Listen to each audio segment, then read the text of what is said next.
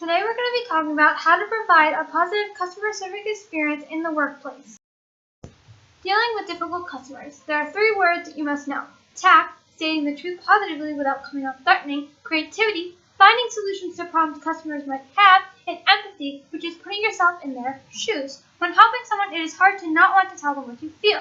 When giving an opinion, do it in a positive manner.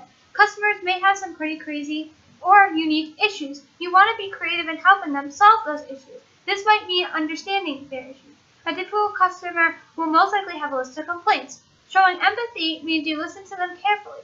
You will not provide a good customer service experience if you don't listen. Sometimes all a client wants is to be heard. Even if you don't agree, always listen.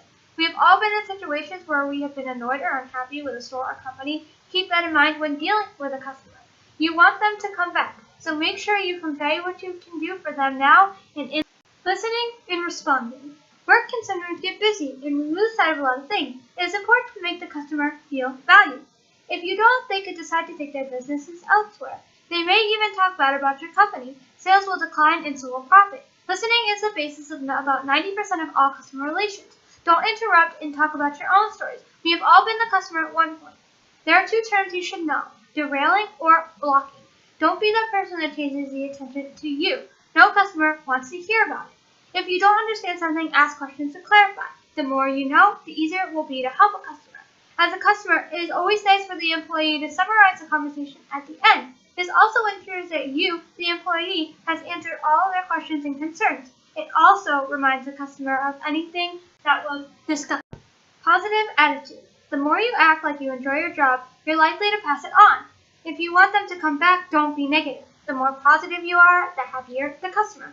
Be courteous. This means greeting customers as they enter a store or asking them if they need help.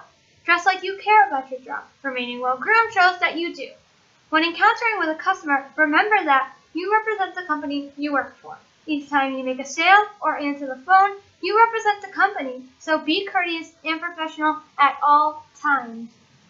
Using proper manners. There are 2 things you need to do. Value your customer and treat them how you would want to be treated. The saying goes, treat others how you want to be treated. This goes for customers as well. You will now and then encounter an angry customer, or one who is simply having a bad day. This means show courtesy the way you'd want them to show it back. Make your customers feel valued and appreciated. Showing good manners, as discussed before, can help do that. Lastly, being too pushy. You don't want to drive your customers away. Don't try to oversell or overhelp. Being too pushy can drive a customer away. Being too pushy or aggressive may lead a negative impression and cause your customers to go with their business elsewhere. By not being pushy, it means you're showing respect for your customer. Follow your customer's needs, not your own ideas. Thank you for listening, and I hope after this presentation you have learned how to provide a better customer service experience in the workplace.